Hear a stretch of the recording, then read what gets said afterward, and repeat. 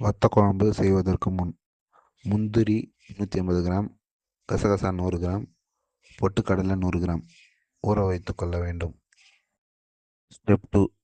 வத்த குழம்பு செய்வதற்கு முன் ஆயில் 100 ml, கடலைப்பருப்பு 100 கிராம், தேங்காய் துருவல் 2 கப், சின்ன ஆனியன் 4.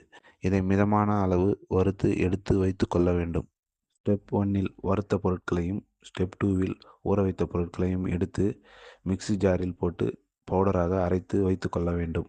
வத்த குழம்பு நல்லெண்ணெய் 200 ml, கோகனட் ஆயில் 50 ml எடுத்துக்கொள்ளலாம். வடகம் 10 கிராம், மணத்தக்காளி வத்தல் 10 கிராம் மிதமான வெப்பத்தில் வறுத்து கொள்ளவும். சின்ன வெங்காயம் 200 கிராம், கார்லிக் 100 கிராம் எண்ணெயில் வறுத்து கொள்ள வேண்டும். பிறகு டொமேட்டோ 200 கிராம் எண்ணெயில் பாதி அளவு வதக்கி கொள்ள வேண்டும். கத்திரிக்காய் 1/2 கிலோ மற்றும் உப்பு சேர்த்து எண்ணெயில் நன்றாக வதக்கி கொள்ளலாம்.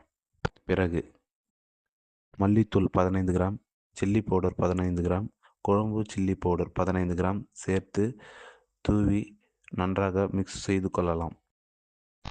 100 கிராம் புளி ஊற வைத்து வடிகட்டிய தண்ணீரை ஊற்றி நன்றாக மிக்ஸ் செய்து கொள்ளலாம்.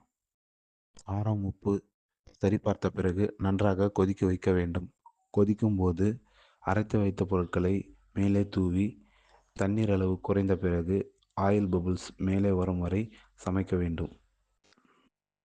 கேஸ் ஸ்டவ் பற்ற வைப்பது எப்படி என்று அடுத்த வீடியோவில் பார்க்கலாம்.